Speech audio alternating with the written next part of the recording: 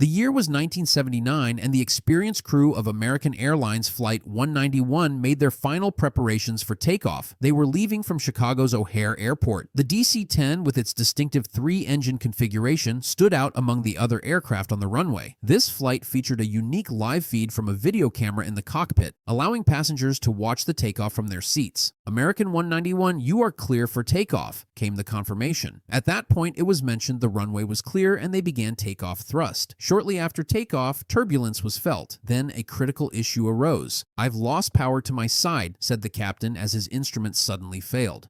"Looks like we've lost number one," indicating a loss of power from the left engine. Despite the malfunction, the plane had already left the ground. The crew realized the severity of their situation. Look at this. Look at this. Equipment. I need equipment. He blew an engine." The DC-10 was designed to fly with just two engines, and pilots were trained for such emergencies. They aimed to gain altitude rapidly, which necessitated a steeper climb, reducing their forward speed. However, the plane started banking sharply to the left. "We're banking. Go right. Go right," the captain instructed. At only 325 feet from the ground, the situation was dire. "I can't hold it." Then from the ground, "American 191 Heavy, do you copy?"